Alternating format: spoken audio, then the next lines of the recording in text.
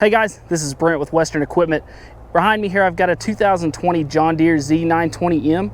This video is going to be a complete walk around and overview of this machine, showing you all the features and functions, plus some of the key service points. So let's get started.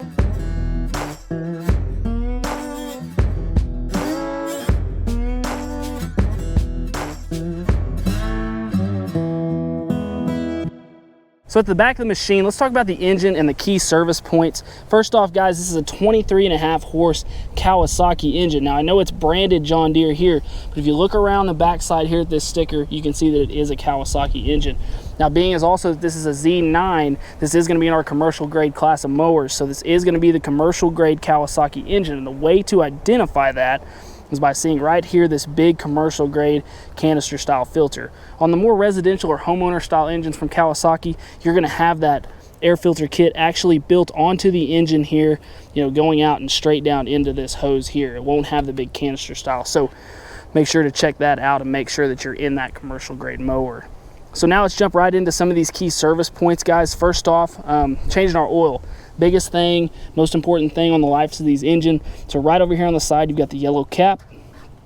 This is going to be not only your oil fill cap, but also your dipstick here. Down below that, we're going to have our oil filter.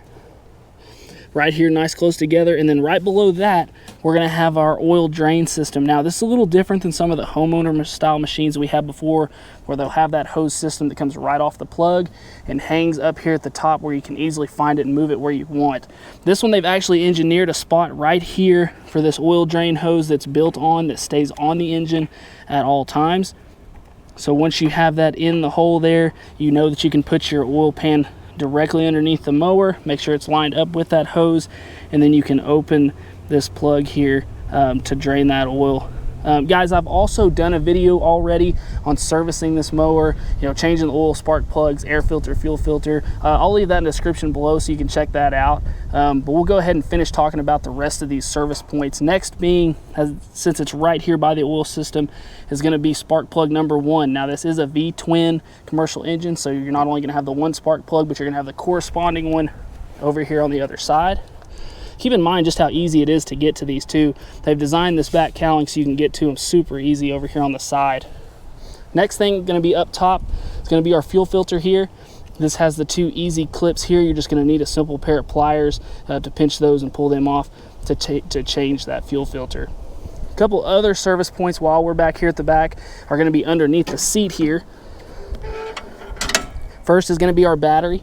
Right here, easy to get to, held in by this rubber strap right underneath the seat where it is protected from the weather.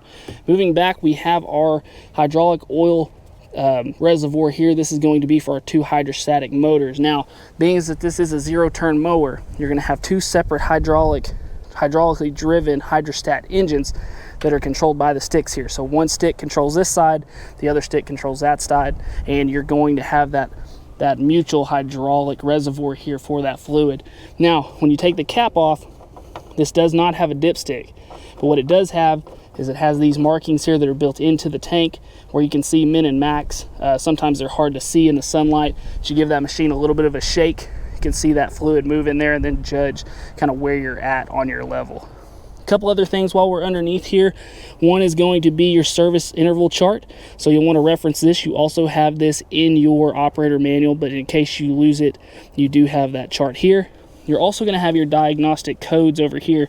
Now what this is going to do is give you a reference when your machine here is flashing a code here at the hour meter section here. It's flashing that code. You can reference this chart. That way you can know what to tell the dealership or that mechanic that's going to be working on your machine. So very important to know where those two things are. A couple other things, guys, while we're back here at the rear. One thing we'll talk about is right down here is going to be this rear bumper. Now, a lot of times you think rear bumper, this is just going to be a piece of plastic back here to look pretty, but let me assure you guys, that's solid steel. I don't know if you can hear that, but not only is this a functional bumper, if you back into something, you're not going to damage this by except maybe scratching some paint. These also are heavy enough they can act as rear counterweights. One other nice feature is you can see we have plenty of thread left here on the bolt that holds these on. This is going to be great because you can add such things as that rear hitch to be able to pull maybe that yard wagon, fertilizer spreader, sprayer, whatever those things may be. You can add that hitch to the rear here. One other important feature of this mower, being as this is a commercial mower and these are going to be hauled and moved around, taken from yard to yard to different places, is you do have these tie down points. One here, one on the other side. Very nice. I use them a lot when I'm moving these mowers from place to place to strap those down to keep them in place, because even though these things are heavy, they will bounce around. So make sure to keep those in mind. One last thing while we're back here is going to be our ROPS. This is our rollover protection system. Guys, very important safety feature on this mower. This, along with the seat belt, will keep you safe in those upset and overturned situations. And how that is this bar is designed to be able to hold 2 times the weight of this mower. So if you were on that slope or incline, you're going to want to make sure and have this up, have your seat belt on, and if that mower were to roll or tip, this is going to keep that mower from smashing over on top of you. So definitely important to have this up when you're mowing hillsides. But we all know we have those situations. You know, we've got plenty of trees out here. There's going to be times when you're going to need to lower this so you can get underneath those certain things. This is 73 inches tall, so you may need to lower it to get into the shop or the shed that you store your mower in. So keep in mind, you do have these pull pin systems here where you can take these loose, pull the pin out, and actually fold this rollover bar back to get it out of your way. But like I said, guys, for safety, mowing on those hills, make sure you have this up and your seatbelt on. So from here, guys, let's move around to the left-hand side of the mower. So let's start on this side by talking about the model number. It's going to be a Z920M. Now, the first letter here, the Z, indicates that this is a zero-turn mower. 9, the next digit is going to be the family or series indication. So this is a Z9, and the 9 series is going to be our commercial grade mowers. The next 2 digits are going to be the indicator of what size of mower this is and what all features and functions are going to be with this mower. So for example, guys, in that Z9 family, we're going to have such things as Z915, Z920, Z930, 50, Z970, you know, all these different models. And those 2 digits there do not correspond with such things as horsepower or deck size. They're just the indicator from John Deere so they know what mower they're talking about. Next is going to be your spec level here. Now, what I mean by that is, like we talked about, there's the 915s all the way up to the 970s. They're all going to have a digit or a letter there at the end. The 915 is going to have the E, which means it's the base model. So, you know, it's going to have some differences from such things like this model here is the M. And then once you go up to the R at the end, you're going to have your top tier, top of the line features there. So just keep in mind that that is what that's going to be. That's the same through a lot of John Deere's equipment, as the E, M, and R indication for that trim level package. So guys, up here at the top, we got our fuel opening here. Now notice this is a black cap. So keep in mind this is a gas model. This is going to use that unleaded fuel. If you're looking at a ZTrak model, it has that green lid. It should be green and say diesel on it. But if it's green, just know that that is diesel. I've done a video also over a Z994R, which is a diesel model. So if you want to check that out, I'll put that in the description below also. One nice thing about this fuel cap and opening here is going to be it's a 3-inch opening with that tethered cap. So it makes it very easy, as this is kind of a high lift for some of those big cans here. You know, when you're dumping that fuel in, it's going to make it a lot easier for that spillage. You're also not going to be able to lose that cap because it is tethered on. Moving on down, guys, we do have this very easy to see float style fuel gauge. Very nice when you're sitting in the operator station. You can literally just look over your shoulder, see right there how much fuel you have. Very important for those guys that are going to be running all day. Now with that fuel gauge, keep in mind this is an 11 and a half gallon tank here. So most of the time, just depending on cutting conditions, how hot it is outside, how thick the grass is, that fuel is going to last you somewhere between 45 minutes and an hour per gallon. So you definitely have enough here for a full day's work, being that it's an 11 and a half gallon tank. Moving down here, guys, we've got our Michelin Tweels. Now, these are a very awesome feature to this mower, an option to this mower, as these are going to be the airless Michelin Tweels. Like I said, this is an option on this mower. The standard tire that's going to come is your regular pneumatic air-filled tire, but for video purposes, we made sure to have the Tweels here, as they're just awesome, guys. They're made to last 2 to 3 times as long as pneumatic, mainly because they stay flat across the ground. You don't have that air going from side to side, causing funny wear, you know, in different spots. The other thing that's nice about these is you can see this amount of flex here, guys. They make for such a better ride quality, as they just grab to that ground. They flex. They go over the places they need to, but they also don't give in spots that they don't need to. So for instance, if you have that hole, you know, maybe this big, you know, your pneumatic tire, as soon as you roll over that air is going to give a little bit to that hole, whereas these are going to stay flat across it and ride over that hole a whole lot smoother. The other thing too is Because they stay flat across the ground like that, you have more surface area of that tire to the ground, so you've got better traction and more power to the ground. And with that better traction, guys, from my experience of riding on these mowers with the Tweels, so much better on slopes and hillsides. You don't have as much of that rear wiggle, whereas a pneumatic tire tries to slide down that hill. So these Tweels are great for all those different reasons. Moving on, guys, we'll talk a little bit here about the deck. First and foremost, I'd like to point out this is the 7-iron Pro deck. Now what that means is that this is 7-gauge steel. Guys, this is the biggest and heaviest deck that John Deere offers right now for these ZTraks, which is why this deck is on the commercial grade ZTraks. Some of the things that I like to point out about this deck is just how heavy, of course, it's built. All the extra weld mounts here, because this is your edging side. You're going to run this up against curbs and such, you know, up against maybe those brick walls, whatever they are. You have that protection. You've also got the anti-scalping wheels on all 4 corners. They're also dual covered here. You've got bracketing on both sides to make sure that they stay protected. They're also adjustable, so you're going to have different height settings.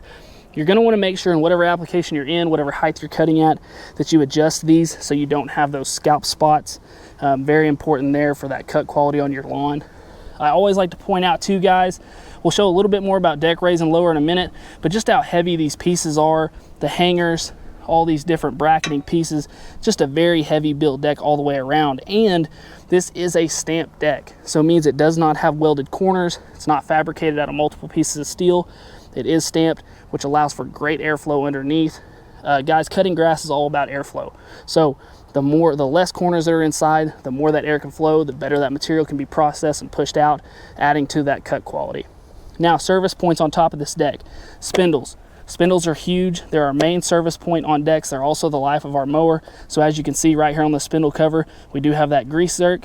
You can also remove these spindle covers by removing one pin here, turning, twisting, take it off. Because guys, you want to make sure on these decks that you're blowing out underneath those spindles, keeping those clean so we're not getting that material buildup for rust and damage on these decks. So moving up here to the front, guys, one other thing here, we do have our front casters. The main thing I'd like to point out on these is they're cast. You have these cast pieces here that bolt into the side of the frame. Your forks are cast, and you also have what's called a semi-pneumatic tire at the front. What this means is it's basically a run flat style tire, just like you have at the rear. There is no air core, there's no valve stem. You're never going to have those flats in the front with this tire. And you also have one service point here at the top, which is going to be our grease zerk. We want to make sure and keep those greased all the time, as we know the front of this mower is doing, you know, turning all the time. This is where all your turning happens here. So you're going to want to make sure and keep those greased, keep the life of those spindles up. Now, one last thing about this, so we talked about the fact that these bolt into the side here. So if for some reason you're getting wild and crazy and you end up breaking one of these fronts or having issues with this, these are replaceable. On a lot of mowers, these front spindles are built into the frame, which means a very costly repair and having to replace maybe this whole side frame piece.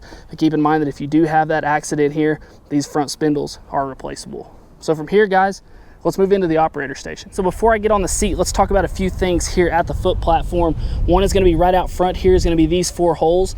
This is going to be the mounting holes to where you can mount a front jack kit. Now what that's going to be for is a flip jack to where you can crank this mower up, get it up off the ground to make it easier for changing those blades below. And guys, I'll put a link in the description below where you can buy that. Next thing is going to be right here is going to be the removable floor. What this is going to be is give you easy access underneath the mower, you know, to your idlers, to your middle spindle. You'll also see over here in the corner you have your belt routing guide for whenever you're needing to change that belt.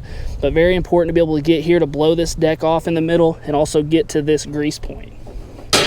So guys, now one thing I'd point out here is getting onto this mower super easy. There's actually a step that's welded onto the deck here. I mean, that is made for stepping on. You can grab onto the handle here and it's super easy to be able to pull yourself and get onto this mower. But before you'd want to do that, this is the fully adjustable suspension seat. So first and foremost, you'd want to adjust this mower right here with this turn dial to the weight, you know, to your body weight. And what that does is that just adds to that ride comfort. It puts the springs at the right amount of force for that ride quality. You're also going to want to adjust some things, say as like the armrests here. You can also adjust the tilt of the back of the seat with this dial. And on the other side, you can also adjust the lumbar support. And right in front of that, guys, as always, we have the seat belt there. So guys, I'm gonna go ahead and hop right on. And while I'm doing this, I want you to really pay attention when I sit down to the flex of this seat. Now, as you can see, I've got this thing dialed up to 280. I'm a bigger guy. It has plenty of cushion and plenty of support. When mowing, guys, this has the perfect amount of give to it to make for a very comfortable ride. Not only does it have the up and down suspension, but one thing I want to point out is it does have the Comfort Glide system. Now what this is this has this switch underneath here, and right now I'm all the way to the right, and that allows for fore and aft swivel. So that allows for, you know, when I'm going, I'm stopping, going, it's allowing my body weight to move with the seat rather than working against me. Now you can also see that I'm pushed back quite a ways where you can see this sticker really easily, and I can actually change positions by going all the way to the left, scooting up, and I can lock that back into the right, and I'm further up, but I still have that swivel. So you're still going to be able to adjust that, you know, to the different operator heights and things, but that's just a very nice system. So now you have suspension going up and down, and you also have it fore and aft on this seat. So let's look a little bit on the controls, guys. Right back here starting is we do have our choke lever. Next to that is going to be our throttle lever here. We have our ignition switch, and we also have our hour meter here. Now, this is not only just an hour meter, but if I turn this on, you can see that it has these different symbols here. This is going to let you know when different things are going on with your mower. As you can see right here, it does have that parking P put up, and we do have our parking brake on. So if I release that, now you can see that that's gone away. So this is a little bit of an interactive display. It's going to tell you things like when the mower's too hot, maybe you have service issues, you know, whatever those may be. This is where you're going to have those codes pop up that you're going to reference that diagnostic panel that we talked about when we were underneath the mower. So when we're talking about that parking brake, guys, just keep in mind this is an automotive style. You pull up to engage it, push the button in and let it down to disengage it. So now let's talk a little bit about the raise and lower. This is going to be a turn dial system that associates with this foot raise here. So we have an arrow indicating what height we're set at. Right now we're at 3.5. Say I wanted to change that, I can turn this dial. Now I'm at 2.5. Now to let this down, what I'm going to do is I'm going to push in at my foot. I'm going to turn this knob to the unlock position. When I let it down, it's going to go down to that 2.5 cutting height. Now, to raise that, I want to change it on the go. I'm going to push in with my foot. Now, maybe I want to cut at 4. I'm in a different spot of the yard. I can let off, and I'm going to go to 4. Now, I'm ready to put that mower up for the end of the day. I want to be in transport mode. I don't want to worry about that deck being in the way. I push it all the way to the top, turn my lock button, and that's going to set that deck there in the transport mode. Now, right next to that, guys, we have our PTO engagement. This is going to be where we turn our blades on and off. So it's going to be a real simple on here, off here. Now, one thing that you didn't see that's over here on the controls that I want to point out, you have 2 indented spots here when you're pushing down, and what that's going to be for is that's spots where those can be cut out so you can add switches there for auxiliary items, such things as, you know, we talked about this ROPS before. You can go in and add such things maybe as a light bar, maybe those light kits to go out on the front. You know, also to keep in mind on this ROPS, you know, you can put such things as the canopy. Once again, guys, check that link below where you can get a few of these items. So from here, guys, before I hop off, I'm gonna go ahead and start this up for you so you can hear how it sounds.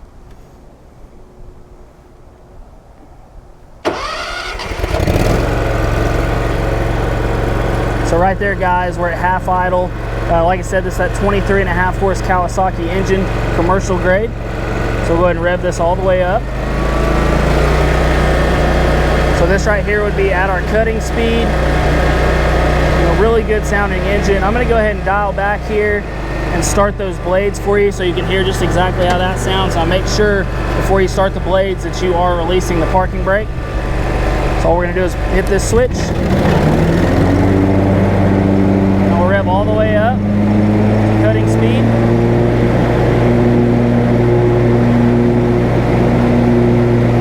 We'll go ahead and dial back down and turn these off. Now guys, real quick, you know, just in case maybe you're that customer that hasn't ever been on a zero turn before, let's give a quick demo. We've got our parking brake off. All you're gonna do now is pull these handles in. Now, like I said, these independently control each transmission, each wheel on the other side. So if I only push this handle forward, only this motor is turning. Now, if I only push this one forward, only this one's turning, which is making me turn to the side. If I push them together in conjunction, it's gonna move the mower forward If I pull them back together, it's going to move the mower in reverse. So, you know, fairly easy system. Definitely makes turning, you know, a whole lot easier, which of course goes back to the name of zero turn. But guys, one thing that I'll tell a lot of operators that haven't operated one before is it's a lot like riding a bike. So if you know, back whenever you were a kid, maybe you are still a kid and you're riding that bicycle, you know, you're going to turn to the left, you're going to push your right hand forward. Same thing here. If you want to turn to the left, we're going to push our right hand forward. If we're going to turn to the right, we're going to push our left hand forward. So just keep in mind, if you haven't operated one of these before, it's a lot like riding a bicycle. So from here, guys, let's get off and talk about a few things on the right-hand side of the mower. So just a couple more things here, guys, on the right-hand side. First and foremost, we've been talking about it through the whole video, maintenance, maintenance, maintenance. You have another spindle over here on this side. Just make sure that we're keeping that thing greased. Make sure we're taking off this cover every once in a while and blowing that out, you know, keeping those things clean. Also, guys, once again, we've got the anti-scalping wheels. We just want to make sure that we want all 4 of these on the deck in the same position to make sure we're getting the right cut quality, having the right height to those wheels, depending on what height of cut we're going to be using. You know, next, guys, underneath here, underneath the flip-up cover, we're looking here. This is a 54-inch deck, so we're going to have 3 blades. Blade maintenance is very, very important. We're going to want to make sure we're keeping these sharp, keeping them changed. We're going to also make sure that we're keeping this deck level. So, guys, I've got a video in the description below of me changing these blades and leveling that deck, so make sure and check that out. So, guys, I'll end that here. I hope that you've seen everything in this video you want to see. If you like this video, if it helped you out, make sure to hit that like and hit that subscribe button. That helps let me know that I'm doing my job. And as always, thanks for watching, guys. We'll see you next time. So at the back of the machine, let's talk about the engines. It's got 2 engines? I don't see them. Nah, dog. Golly. It's gonna be one of them days.